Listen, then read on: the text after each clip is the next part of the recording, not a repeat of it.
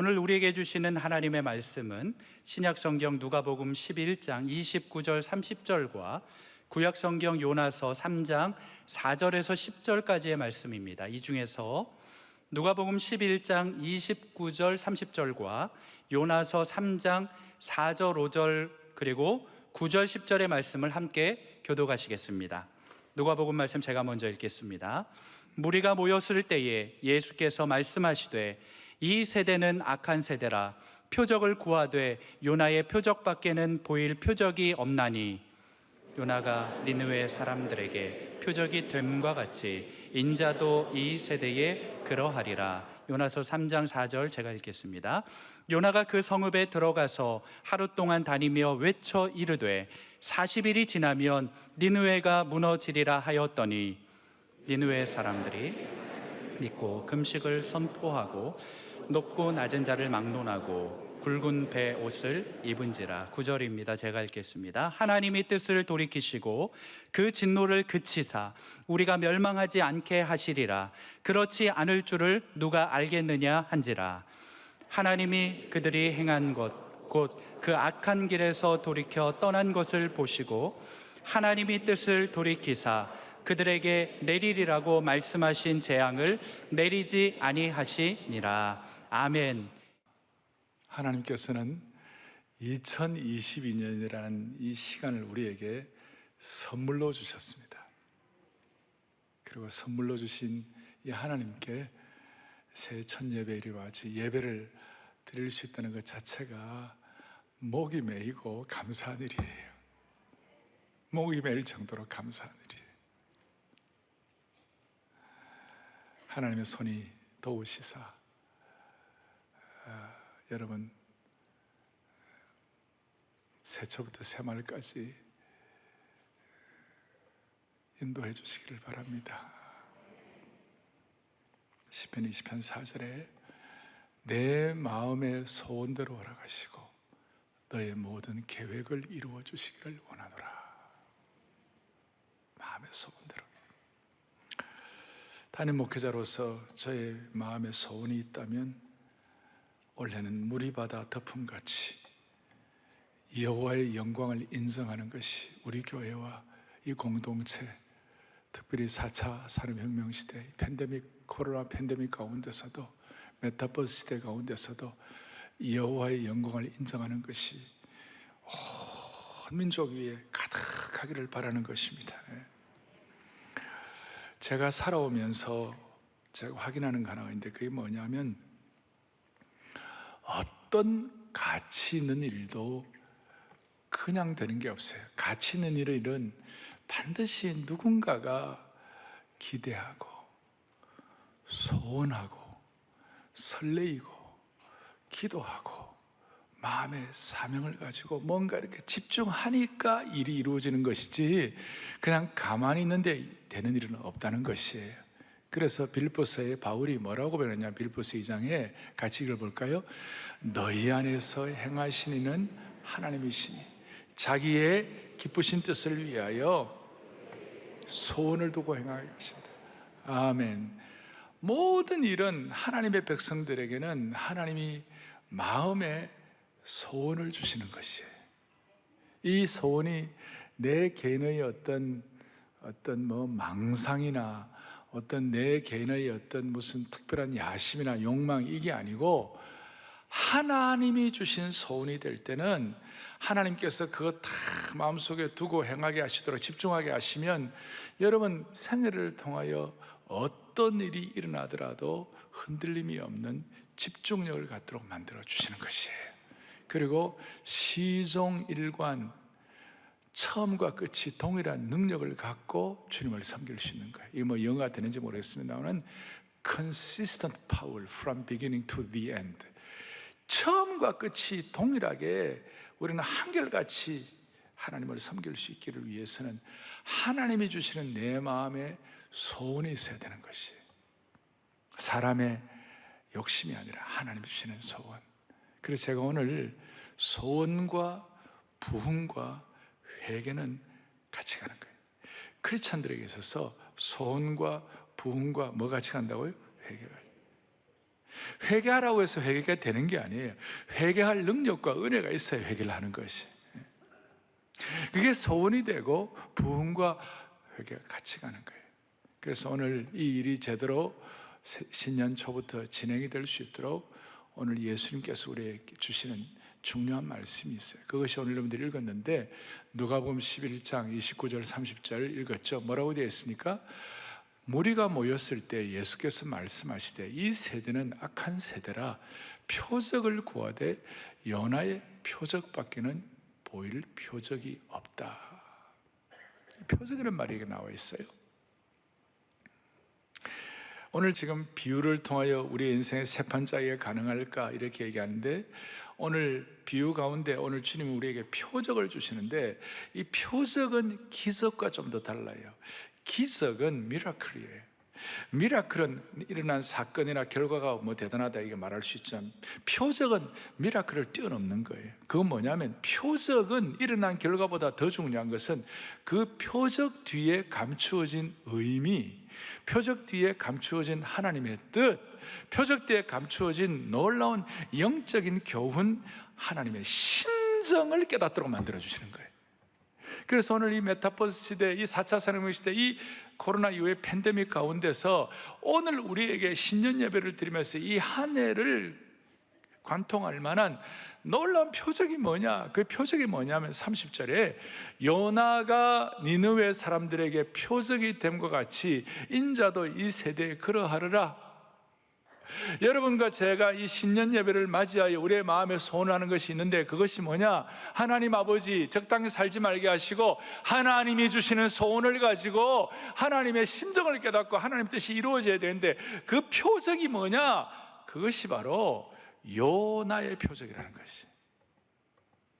그래서 오늘 요나의 표적을 여러분들이 깨달을 때 이 한 해를 한결같이 집중을 가지고 시종일관하는 능력을 가질 수가 있다는 것입니다.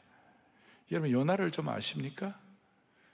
제가 어릴 때부터 깨달은 것은 요나와 같은 요나,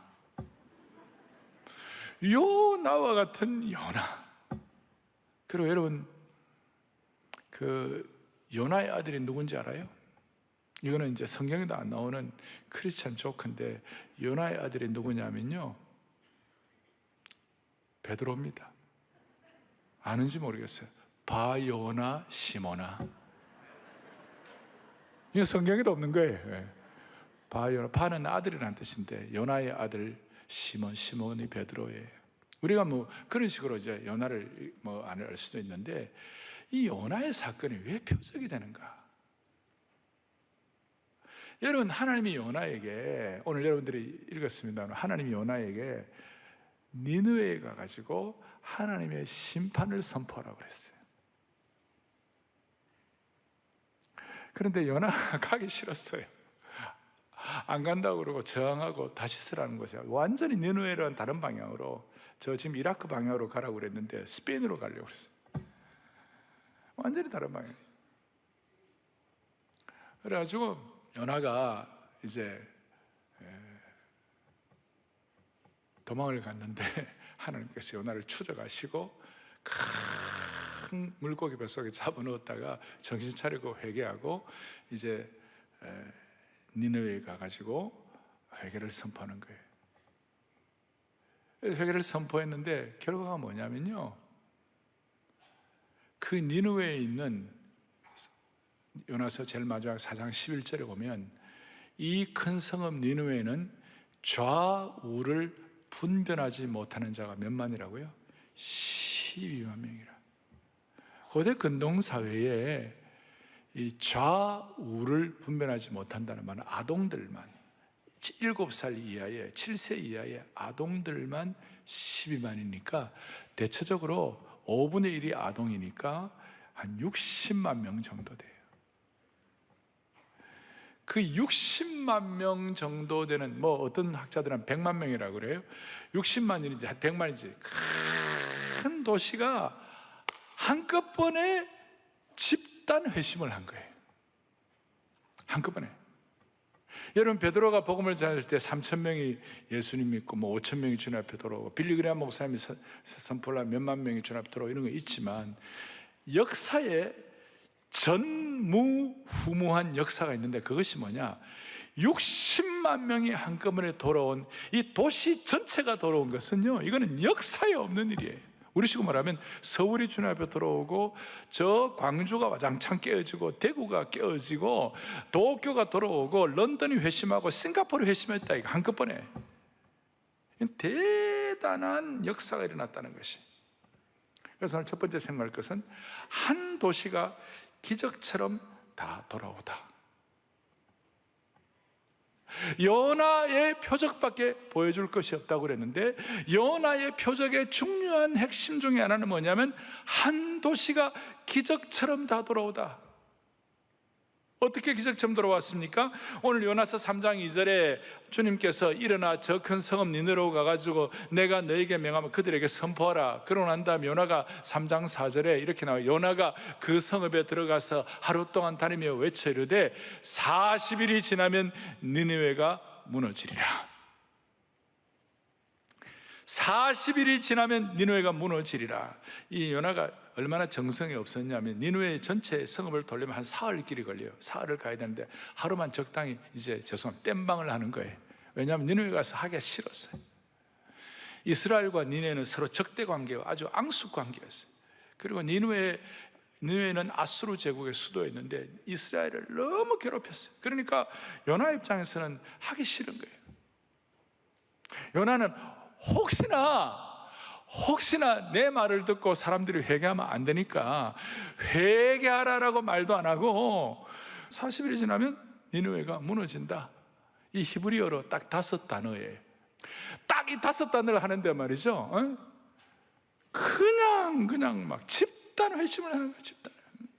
성의 없이 외쳤는데도 집단 회심을. 과거에 소돔성에는 무너진다 그러니까 롯의 사위들이 농담을 여기고 회개를 안 했는데, 요나서 1장 2절에 보면 뭐냐면 니느웨의 악독이 하나님 앞에 상달되어 가지고 이게 다 망해야 된다 이렇게 해가지고 하나님께서 니느웨가 망한다고 성의 없이 요나가 말하는데도 니느웨 성 전체가, 오늘 여러분들이 9절 10절 읽었잖아요. 전체가 회심하고 주님 앞에 돌아온 거예요. 할렐루야. 놀라운. 그래서 10절에 하나님께서 그들이 행한 것과 그 악한 길에서 돌이켜 떠난 것을 보시고 하나님이 뜻을 돌이키사 그들에게 내리리라고 말씀하신 재앙을 내리지 아니하시니라. 하나님 뜻을 돌이켰다는 말을 어떤 번역판에는 하나님이 회개했다 이런 말이 있어요. 뭐 하나님이 회개하신 건 아니고 하나님이 결정하신 것을 돌이켰다 그런 뜻이겠죠. 그러고 난 다음 오늘 누가복음 11장 32절에 요나에 대한 이 해석에 대해서 이렇게 말합니다. 심판 때에 니느웨 사람들이 들고 일어나고 이 세대 사람을 정죄하리니 이는 그들이 요나의 전도를 듣고 회개하였다. 하나님 뜻을 돌이켰다.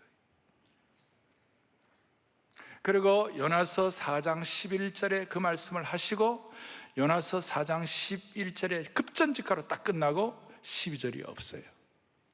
여러분, 사도행전은 28장까지 있는데 사도행전 28장 하고 난 다음에 꽉 차고 난다. 보통은 마태마가 누가복음 뒤에는 공간이 좀 비었어요. 끝나고 난 다음에는요. 끝났다는 거예요.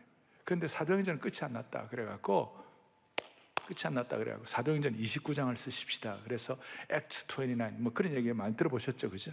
사도행전 29장 이제 우리가 계승해서 써야 된다 이런 말이 있는데, 오늘 여러분들과 제가 잘 깨닫고 난 다음에 요나서 4장 12절을 저와 여러분들이 써야 되는 거예요.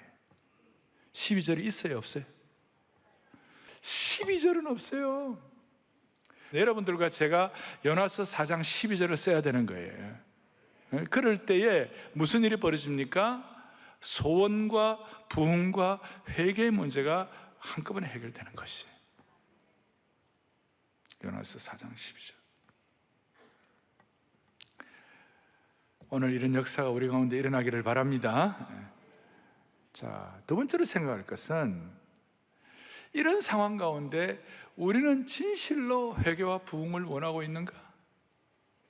제가 이 말씀을 왜 드리는가 하면 요나는 진실로 회개하기를 원치 않아요. 진실로 니느웨가 다 깨어지고 돌아오기를 원치 않았어요. 제 얘기가 아니고 다 3장 10절에 다 회개하고 돌아오니까 4장 1절에 요나가 뭐랬냐면 요나가 매우 싫어하고 성을 냈어요.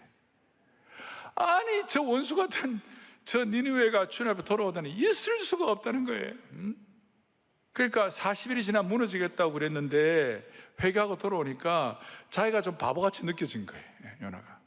그래갖고 화가 나가지고 하나님 앞에 막 4장 2절에 말이죠, 여호와 기도하고 뭐 오고 있을 때 뭐 이런데 하나님 뭐 재앙을 내리지 아니하신 하나님인 줄 내가 알았습니다라는 이 말이 좋은 말이 아니고 하나님께 티징하는 거예요. 지금 하나님 티징하는 거예요. 하나님께 비아냥거리는 거예요. 겁도 없이 하나님 앞에서 하나님을 막 비한. 왜냐하면 니느웨가 악의 대명사였고 니느웨 이 아수르 제국은 너무 잔인하고 독한 못된 그런 나라였어요. 이스라엘에 대해서 못할 짓을 너무 많이 해가지고 뭐 포로들을 잡아가는데 손목을 서로 뚫어가지고 데리고 가지 않나, 잔인의 극치였어요. 그러니까 정말 싫었어요, 이 요나가. 그래서 원수 같은 니느웨가 무너진다고 그렇게 선포하라고 그러니까 요나 입장에서는 속으로 할렐루야, 아니 그럼 할렐루야 하면 안 되겠지만 할렐루야 기뻐했어요. 그러면 니느웨의 관계에 있어서는 요나가 나중에 다시스로 도망하다가, 처음에 다시스로 도망하다가 그 이제 풍랑 만나가지고 큰 고기 뱃속에 들어갔잖아요. 그래갖고 3일 동안 있으면서 회개를 했다고요. 회개는 했는데 니느웨에 대한 회개는 안 했어요. 니느웨에 대해서 자기 생각이 잘못된 거에 회개하지 않았어요. 진짜 요나는요 뒤끝 장렬이야. 뒤끝 장렬이야. 요나가 너무 화를 내니까, 너무 열받으니까 하나님과 막 항의를 하고 그러니까 하나님께서 요나에 대해서 특단의 조치를 취했어요. 이게 정신 차려야 된다. 그러면서 무슨 일이 일어나냐면 요나가 니느웨가 망할 것을 기대하면서 언덕에서 이제 망하느냐 안 망하느냐 이제 구경하고 있는데 하나님께서 요나에게 뭘 주셨냐면요, 박넝쿨을 주세요. 박넝쿨을 줘가지고 그 뜨거운 햇볕을 피할 수 있도록 그렇게 만들었어요. 어느 정도 좋았냐면 요나서 4장 6절에 요나가 박넝쿨로 말미암아 크게 기뻐했다고 그랬어요. 근데 다음날, 하루 뒤에 다음날 하나님이 작은 벌레를 예비하셔가지고 박넝쿨을 뿌리부터 갉아먹게 하셨어요. 박넝쿨이 시들어서 죽어버렸어요. 그 요나서 4장 8절 바로 뒤에 요나가 박넝쿨이 시들어 죽는 것 때문에 요나가 열받아가지고 하나님 이게 무슨 일입니까?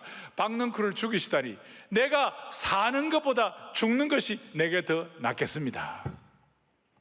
와, 이거 선지자도 이렇게 죽는다는 말을 자꾸 하네요. 그러니까 요나가 하나님 앞에 자기를 죽게 해달라고 뭐 쉽게 말하면 땡깡을 부린 거예요. 땡깡을 부르니까 4장 9절에 하나님께서 너가 이 박넝쿨로 말미암아 내게 성내는 것이 어찌 옳으냐 하시니 요나가 대답하되 내가 성내어 죽기까지 할지라도 옳습니다. 그렇게 진짜 땡깡이에요, 진짜. 그러니까 하나님께서 4장 10절 10절에 너가 수고도 아니하고 재배도 아니하였고 박넝쿨은 하룻밤에 났다가 말라버리는 이 박넝쿨을 네가 아끼거든. 11절 하물며 이 큰 성읍 니느웨에는 좌우를 분별하지 못하는 자가 심한 명이요 가축도 많이 있나. 내가 어찌 이 생명들을 아끼는 것이 중요하지 않겠느냐. 그걸로 요나서 끝. 신데 뒤에 이제 예수님께서 요나의 표적을 말씀한 거 보니까 여기서 드디어 요나가 깨어진 것 같아요. 하나님의 심정을 깨닫고 주님 내가 마음이 너무 좁았습니다. 너무 좁았습니다. 그래서 오늘 먼저 주님 우리에게 이제 뭐 적용이라 할까 우리가 교훈 받기를 원하는 것은 우리가 요나서 4장 몇 절을 써야 한다고요? 12절부터 우리가 써요. 표적을 깨닫고 집단 회심을 통하여 한 도시가 다 돌아가는 걸 보면서 또 요나가 하나님 앞에 항의하고 막 그냥 행패를 부려도 하나님이 요나에게 은혜를 주셔갖고 깨닫고 난 다음에 요나서가 4장 12절부터 요나가 이제 은혜를 받는데, 우리가 깨닫는 건 먼저는 요나의 그 속 좁음을 해결해야 하는 거예요. 속 좁음을 하나님 해결시켜야 돼요. 오늘 새해를 맞이하면서 저와 여러분의 속 좁음을 해결해 주시기를 바랍니다. 이런 메시지를 들으면서 여러분들과 제가, 우리 모두는 속 좁음의 한계 속에 있습니다. 거룩한 탕평이 없습니다. 제발 좀 마음을 넓혀야 되는데, 사람은 누구나 다 예외 없이 한 구석에는 다 간장종지 같은 그런 좁은 것이 많아요, 우리에게는. 저도 있고 여러분 다 있어요. 그래서 하나님은 저에게는요, 무슨 일을 시키실 때는 늘 먼저 마음부터 넓히게 하셨어요. 제가 쓰는 용어로 말하면, 저와 여러분들이 주님의 일을 하게 되고 시대 앞에 하나님께서 뭔가 하나님의 사명자로서 역할을 감당하게 하실 때는 반드시 믿음의 용량을 넓게 하신 줄로 확신합니다. 우리의 마음을 넓히게 하신 거예요, 마음을. 그리고 이 속 좁음이 죄의 근본 뿌리인 자기 중심성과 결탁하고 결합하면 흉기가 되는 거예요. 그 속 좁음의 흉기가 되어가지고 나도 찌르고 형제도 찌르고 공동체도 찌르고 심지어 남편과 아내 사이 서로 막 찌르는 거예요. 결혼하기 전에는 You are my sunshine, my only sunshine. You make me happy when skies are gray. 어느 남편이 어느 아내가, 저도 그런 생각, 우리 아내가 혹시 불을 타가지고 얼굴이 망가진다 하더라도 나는 이 아내와 살아야 되겠지. 우리 집 사람은 내가 2다리를 못 쓰더라도 우리 남편을 섬겨야 되겠지. 이런 마음으로 결혼하지 않겠어요? 왜 가만히 계세요? 내가 물어봤어, 우리 사람한테. 나도 그런 마음으로 결혼했다고요. 그런데 어느 순간 10년, 20년이 지나가지고 할 말 못할 말 흉기로 찌르고, 그 다음에 30년 전에 있었던 얘기 또 갖고 나와가지고 또 얘기하고, 요나처럼 죽어도 좋다고 이혼하자 뭐 그래서 했고 말이에요. 이게 말이나 되느냐고. 이게 이 속 좁음이가 새해에 하나님의 소원, 하나님 주시는 소원, 하나님이 주시는 부흥, 하나님 주시는 회개가 우리에게 오려면요, 요나같이 그 하나님 앞에 좀 땡깡 부리는 게 좀 처리해야 돼. 그래서 오죽하면 바울은 고린도 교회를 향하여 너희도 제발 마음 좀 넓혀라, 마음 좀 넓혀라. 그리고 시편 기자는 이 마음이 넓어질 때 시편 119편에서 뭐라고 말씀하시는가? 주께서 내 마음을 넓히시면 내가 주의 계명들의 길로 달려가리이다. 뭐예요? 주님이 내 마음을 넓혀주시면 하나님의 소원의 길, 하나님의 부흥의 길, 하나님의 회개의 길로 달려가게 하실 줄로 확신합니다. 그래서 저는 이런 내용들을 정리하면서 우리가 좀 적용을 합시다. 2가지를. 첫째는 뭐냐? 하나님은 절대로 하나님의 사명자, 하나님의 백성들을 포기하지 않으시는 것을 믿어야 되는 것이에요. 절대로. 오늘 요나를 좀 보십시오. 이거 우리가 먼저, 하나님은 하나님의 백성들, 하나님의 사명자, 하나님의 사람을 결코 뭐 하지 않으신다? 포기하지 않으신다. 요나를 보세요. 하나님 말씀 듣고 다시스로 도망갔어요. 배가 깨지게 됩니다. 물고기 속에서 죽을 고비를 견디는 거예요. 그리고 아까 말한 대로 물고기 속에 회개했지만 그 마음에 아직까지 뒤끝이 남아 있었어요. 그리고 박넝쿨 사건이 있고 이런 걸 다 이 가운데서 하나님은 끝까지 요나를 하시는데, 한번 물어보십시다. 요나가요, 그 시대의 사람들에 비해서, 평균 사람들에 비해서 더 잘생겼을까요? 저는 그렇게 꼭 생각하지 않아요. 아이돌들처럼 잘생겼다든지, 아니면 요나가 그 시대의 사람들보다 더 똑똑했을까요? 꼭 그런 것 같지도 않아요. 이유를 모르지만 하나님이 일방적으로 요나를 뽑으시고 요나를 사명자로 삼으시고 선지자로 삼으시고 하나님께서 요나를 딱 세우시고 난 다음에는 요나가 헤매고 문제가 있고 요나가 이렇게 도망가고 이렇게 하더라도 하나님은 끝까지 그 사명자를 추적하고 포기하지 않으시는 하나님이심을 믿습니다. 하나님은 요나처럼 사명을 맡기신 자는 끝까지 추적하시는 거예요. 저는 여기서 제 마음이 녹는 거예요. 하나님은 저와 여러분을 끝까지 추적하시는 거예요. 끝까지 책임지시는 거예요. 끝까지 붙잡. 그러니까 오늘 여러분들이 이 예배에 나와가지고 새해 신년 설교를 듣는 것 이 자체가 하나님이 여러분들을 포기하지 않으셨다는 것이에요. 이 자체가. 그래서 목이 메이는 거예요. 우리 오늘 찬양대 오케스트라 우리가 주신 은사에 따라서 하는 거고 평소처럼 늘 하는 것 같지만 오늘 큰 그림으로 보면 여러분들이 이와 같이 주님을 섬기는 것 자체가 하나님이 여러분들을 포기하지 않으시는 것이에요. 오늘 본장에서 현장 예배 드리는 여러분들뿐만 아니라 지금 현장 예배보다도 훨씬 더 많은 분들이 온라인으로 드리는 거예요. 전 세계에서 방송으로 듣고 가는 모든 분들, 생중계 예배를 드리는 온라인으로 드리는 여러분들도 이 말씀 자체에 참여하는 것 자체가 하나님이 여러분들을 포기하지 않으시는 줄로 믿습니다. 베드로도 마찬가지예요. 예수님이 베드로를 제자로 선택하셨어요. 어부를, 그 당시에 어부는 뭐 대단한 사람 아니에요. 특출한 사람 아니에요. 그런데 이유는 모르지만 주님께서 베드로를 사명자로 선택하시고 붙잡으셨어요. 그런데 베드로가 3년 동안 예수님 밑에서 배웠지만 나중에 예수님 배신 때리고 예수님 도망가고 비겁해가지고 십자가 앞에서는 다 뿔뿔이 흩어지고 도망가고 있잖아요.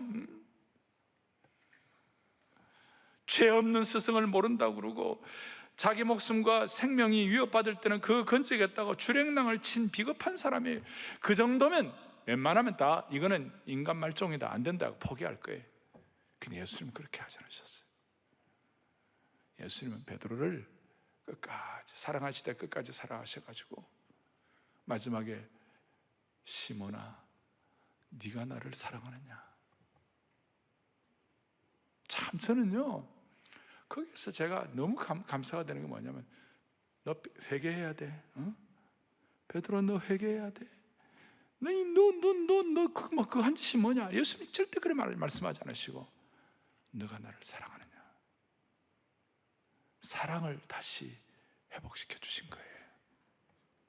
그러니까 베드로가 내가 주님을 사랑하는 줄 주님이 아시나이다. 목이 메이는 거지. 여기 이제 중요한 거 있는 거예요. 보통 우리가 얘기하면 회개가 먼저 따라와야 부흥이 온다. 그 말 맞아요. 그러면 회개도요 미천이사의 회개를 하는 거예요. 마음에 은혜가 없는데, 마음에 부흥의 능력이 없는데, 마음에 사명의 능력이 없는데 하나님이 나를 끝까지 추적하시는 그 은혜가 내게 주어지지 않는데 우리가 어떻게 회개합니까? 저는 한국 부임회가 지난 거의 19년, 20년을 보니까요 수많은 사람들이 한국교회 회개해야 한다, 그 다음에 뭐 다 회개해야 한다, 회개를 19년, 20년 부르짖지만 아직까지 회개 못하고 있어요. 아직까지 해결이 안 되고 있어요. 회개는 회개하라고 말한다고 회개가 되는 것이 아니라 주님에 대한 사랑이 불붙어야 되고 사명이 확인돼야 되고 나를 끝까지 추적하시는 하나님의 그 사랑을 체험해야 회개가 되는 것이에요. 죄송합니다. 이거 정말 알란가 몰라 진짜. 여러분 이것이 왜 이렇게 중요한가 하면요 AD 4세기 중반에 똑같은 해에 태어난 두 사람이 있었어요. 하나는 펠라기우스라는 사람이 있고 미국 발음으로는 펠라지우스고 한국은 펠라기우스라고 그러고 어거스틴이 있었어요. 여러분 어거스틴 아십니까? 참회록 어거스틴과 펠라기우스의 대논쟁이 있어요. 이게 인간의 자유의지에 대한 논쟁이에요. 펠라기우스는 어릴 때부터 경건하게 자라가지고 잘했어요. 그래갖고 인간이 경건하게 자기 힘으로 열심히 해가지고 참 뭐 회개도 하고 잘하고 주님 섬길 수 있다 이렇게 얘기하는 거예요. 그런데 어거스틴은 자기가 그렇게 못 살았잖아요. 방탕도 하고. 그래서 어거스틴은 뭐냐면 자기는 회개도 자기 힘으로 못한다, 하나님이 은혜 주셔야 회개한다고 생각한 거예요. 여러분은 펠라기우스의 입장입니까? 아니면 어거스틴의 입장입니까? 사랑의 교회 신학적으로 수준이 높습니다. 우리는 어거스틴의 입장이에요. 회개도요 은혜 받아야 회개하는 것이에요. 회개도 부흥을 체험해야 회개하는 것이에요. 회개도 하나님의 추적하시는 그 사명을 느껴야 회개하는 것이에요. 회개도 하나님의 심정을 깨달아야 회개하는 것이에요.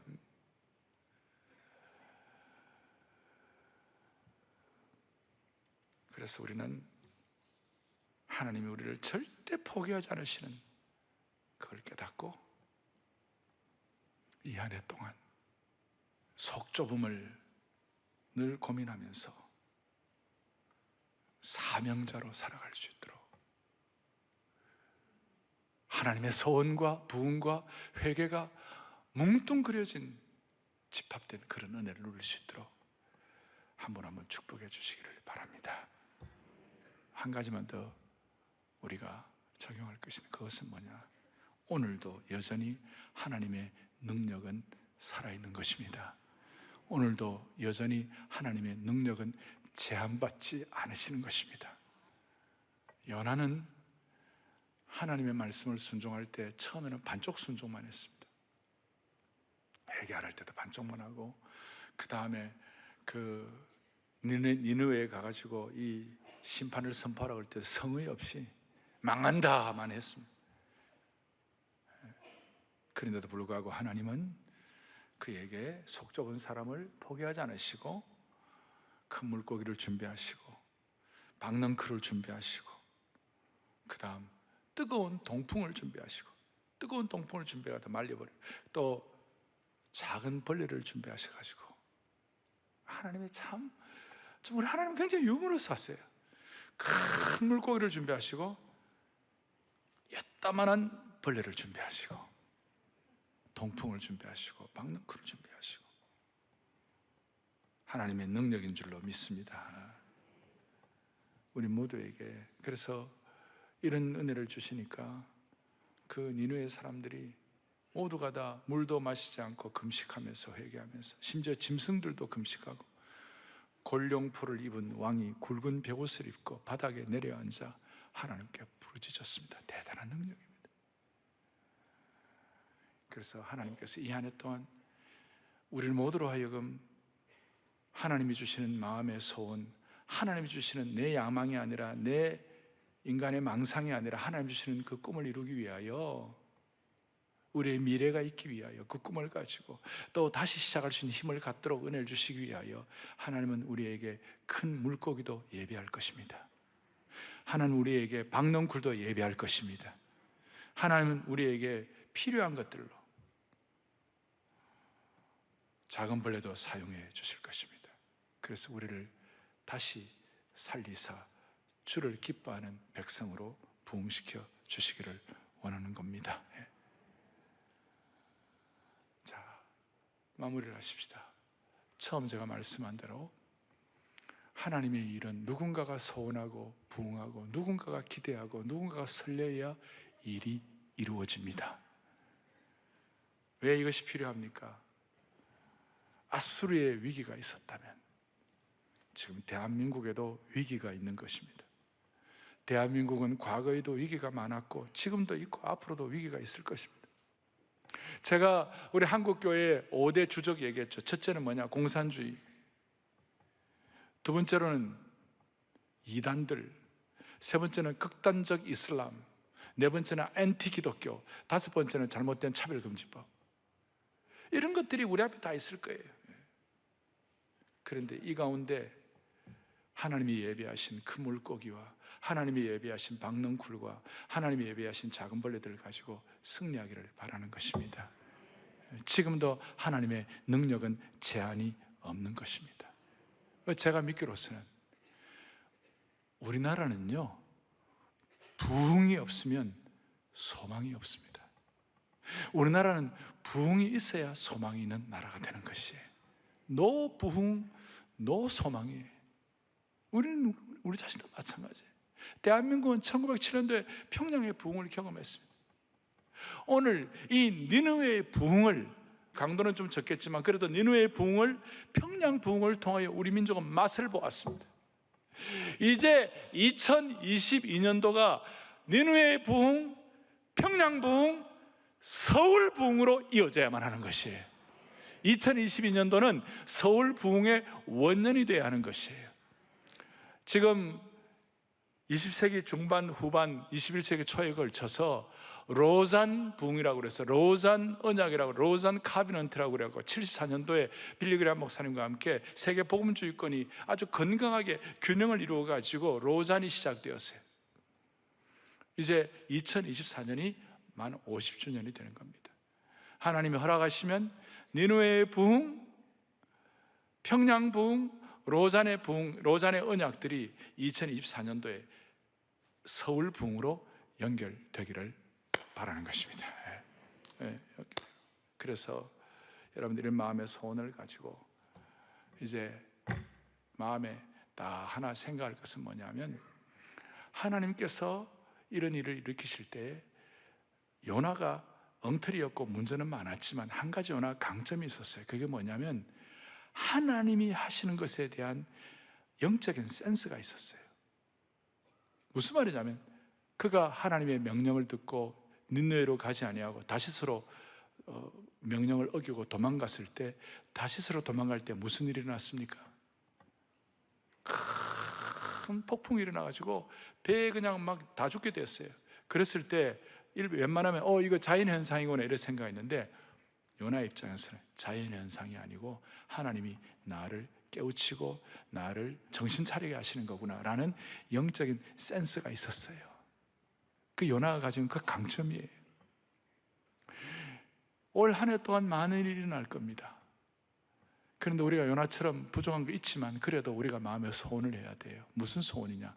내 주위에 일어나는 많은 일들이 나에게 있어서 영적으로 깨우치는 영적인 센스를 허락해 주십시오. 센스를 허락해 주십시오. 여러분 지금 어디 계시느냐고? 다시스로 도망가고 있느냐고. 지금 니느웨로 가라고 다시스로 도망가고 있느냐? 아니면 큰 물고기 뱃속에서 지금 기도하고 있는 거냐고? 아니면 니느웨에 있습니까? 아니면 언덕 위에 앉아서 하나님의 심판을 구경하는 자리에 있습니까? 박넝쿨 밑에 있으면서 그늘에 앉아가지고 불평불만하고 있는지, 어디에 계시는지. 우리 모두는 우리가 있어야 할 자리는 요나의 표적을, 하나님의 심정을 깨닫고 요나서 4장 12절을 써야 하는 그 자리에 있어야 한다고 믿습니다. 할렐루야. 부흥의 불길 타오르게 하소서. 진리의 말씀이 땅 새롭게 하소서. 은혜의 강물 흐르게 하옵소서. 사명자는 하나님이 절대로 끝까지 추적하시고, 그리고 하나님의 능력은 지금도 제한이 없다고 믿고, 대한민국의 찬송가 이상으로 불려지는 좋은 하나님 주신 곡 부흥이라는 찬송의 후렴을 같이 하면서 마무리합시다. 부흥의 불길 타오르게 하소서. 부흥의 불길 타오르게, 진리의 말씀, 진리의 말씀 이 땅 새롭게 하소서. 은혜의 강물, 은혜의 강물 흐르게 하소서. 성령의 바람, 성령의 바람 이제 두 손을 펼치고 오 주의 영광, 오 주의 영광 가득 새날 주소서. 새날 주소서. 오 주님 나라, 오 주님 나라 이 땅에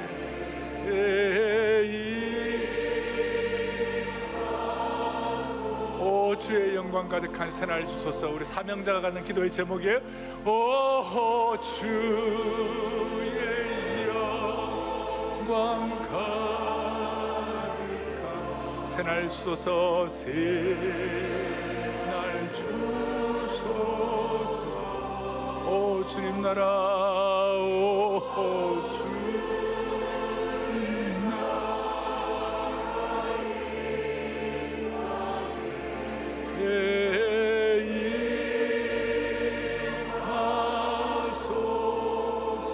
임하소서. 가슴에 손을 얹겠습니다. 살아계신 하나님 아버지, 신년 예배 감사의 목이 메어 주님 앞에 예배자로 우리 자신을 올려드리게 하신 것 감사합니다. 주님, 오늘 요나의 말씀을 우리에게 주신 음성으로 듣게 하여 주셔서 끝까지 주저하시는 그 주님 앞에 마음과 뜻과 정성을 다하여 다시 한번 새로워지는 이 예배로 삼아 주시기를 원하옵나이다. 2022년 한 해는 마음 좁은 것, 속 좁은 마음 다 정리하게 하시고 바다보다 넓은 하나님의 말씀을 가지고 물이 바다 덮음 같은 하나님의 영광과 은혜를 사모하는 한 해가 되게 하여 주시옵소서. 모두가 다 요나서 4장 12절을 하나님의 능력을 제한하지 아니하고 기록하고 지필하는 거룩한 주님의 제자로 삼아 주옵소서. 할렐루야. 우리의 생명과 소망 되시는 우리 주 예수 그리스도를 받들어 간절히 기도 올리옵나이다. 아멘. 생명의 말